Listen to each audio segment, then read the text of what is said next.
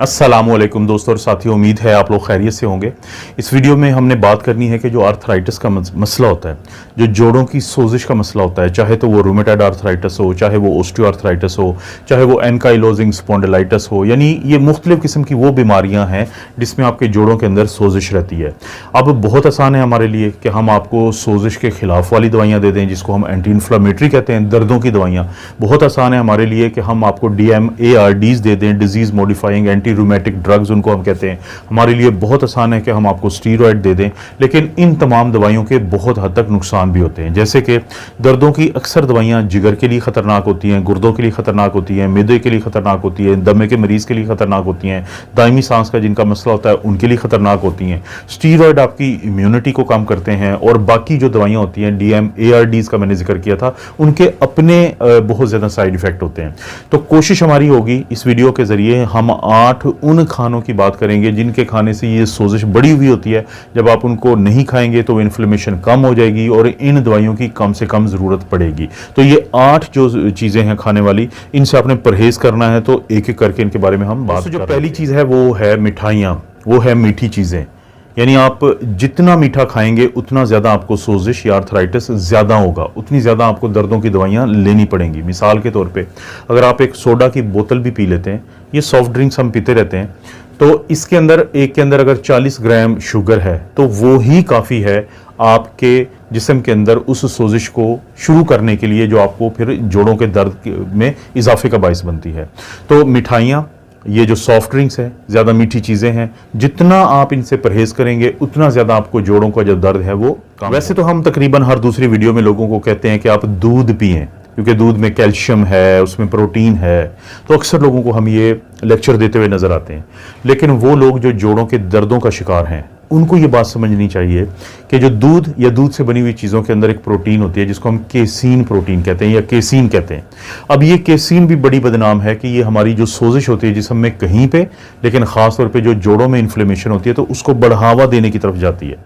अगर फ़र्ज़ करें आपको जोड़ों का दर्द ज़्यादा हो रहा है, आप दवाइयों से तंग आए पड़े हैं, तो आप एक ये काम भी करके देखें कि दूध या दूध से बनी हुई चीज़ें कुछ दिनों के लिए छोड़ के देखें, और अगर आपको फ़र्क पड़ता है तो अपने डॉक्टर को के नोटिस में लाएं कि क्या इस बारे में आपको कुछ एक्शन लेना चाहिए कि दूध से बनी हुई चीज़ों को कम कर। दोस्तों, तीसरे नंबर पर बारी आती है फैट्स की।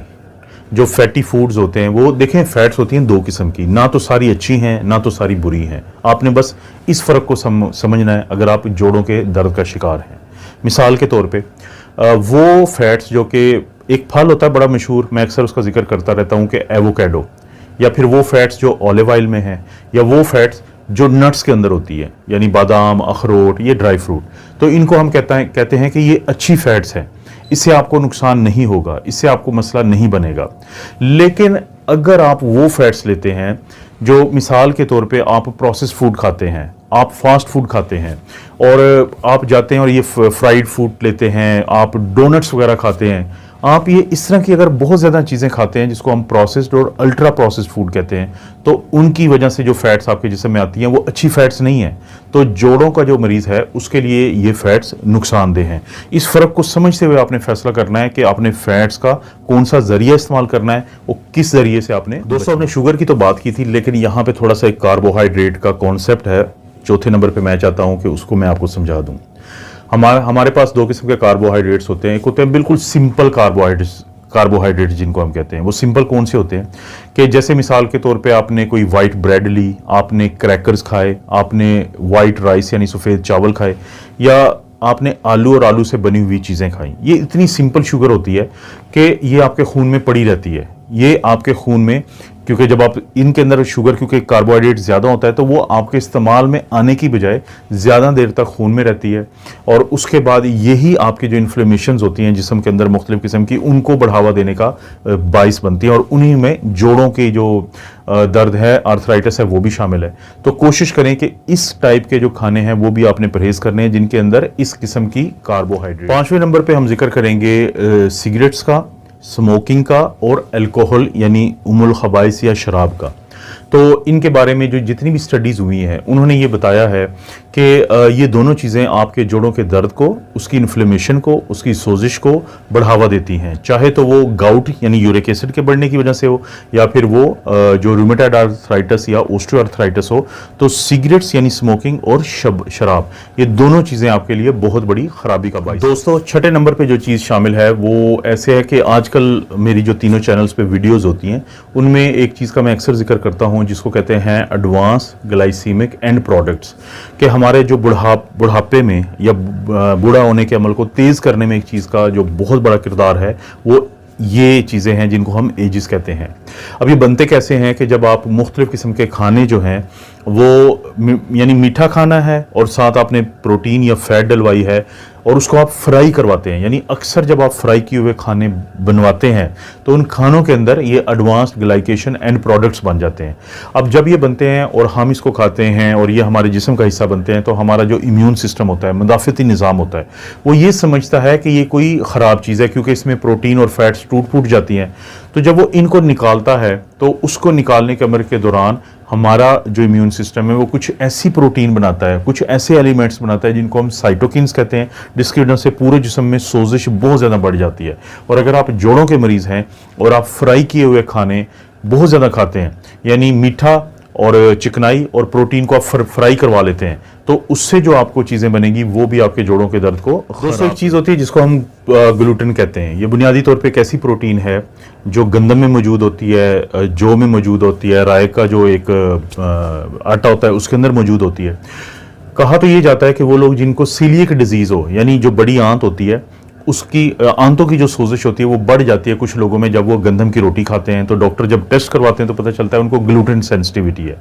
लेकिन बाज़ औक़ात ऐसे भी मरीज़ होते हैं कि जिनको रोटी खाने के बाद जोड़ों का जो दर्द होता है वो बढ़ जाता है। इसका मतलब है कि उनको ग्लूटेन से सेंसिटिविटी है, क्योंकि इन लोगों में जो ग्लूटेन ये प्रोटीन है ये भी सोजिश या इन्फ्लेमेशन को बढ़ावा देती है।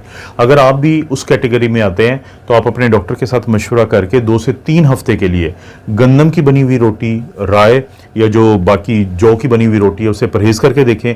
अगर आपको फ़ायदा होता है तो समझ जाएं कि आपको भी जो सोजिश है आपके जोड़ों की उसमें ग्लूटेन का बहुत अहम किरदार हो। दोस्तों, सबसे आखिरी या 8वें नंबर पे जो चीज़ आपको परहेज़ करना चाहिए अगर आपको जोड़ों के दर्द का मसला है तो वो ये जो पैकेट वाला फूड होता है, ये जो पैकेज्ड फूड होता है, क्योंकि ये वो खाना होता है जिसको महफूज करने के लिए उसके अंदर कुछ ऐसी चीज़ें शामिल की जाती हैं, वो जो चीज़ें होती हैं उससे उसकी वजह से भी आपके जो जोड़ों में इन्फ्लेमेशन या सोजिश है वो बढ़ जाती है। वो चीज़ें क्या होती हैं? उन चीज़ों में शामिल होता है मोनोसोडियम ग्लूटामेट, उनके अंदर एस्पार्टेम शामिल होता है और उनके अंदर नमक डाला जाता है। अब ये वो चीज़ें होती हैं कि जो खाने को महफूज भी रखेंगी, उसका टेस्ट भी बरकरार रखने की कोशिश करती हैं, लेकिन उनकी इन चीज़ों की वजह से जोड़ों को जो मरीज़ होता है उसमें सोजिश ज़्यादा हो जाती है। तो अगर आप भी ऐसी कैटेगरी में शामिल हैं तो कोशिश करें कि आप फ्रेश खाने खाएं, आप फ्रेश फ्रूट्स लें और आप परहेज़ करें कि पैकेट वाले खानों से। दोस्तों, ये है तमाम वो 8 चीज़ें जिनसे अगर आप बचते हैं तो आप अगर जोड़ों के मरीज़ हैं, अगर आपको जोड़ों की सोजिश का मसला है तो आपको बहुत ज़्यादा फ़ायदा होगा। मेरे 3 चैनल्स हैं और तीनों पे इस तरह की वीडियोज़ आपको मिलती रहती हैं। तो मेरी आपसे रिक्वेस्ट है कि उन तमाम 3 चैनल्स की तरह इसको भी आपने यहाँ पे सब्सक्राइब का बटन है तो उसको दबाएं, आगे लाइक का बटन है तो प्लीज़ उसको भी दबा दें। और अगर कोई वीडियो अच्छी लगती है तो दोस्तों रिश्तेदारों से शेयर करने के लिए यहाँ पे शेयर का बटन है उसको प्रेस करें, उस पर होगा कॉपी लिंक, वो लिंक जो है कॉपी करके कहीं पे भी शेयर कर दें।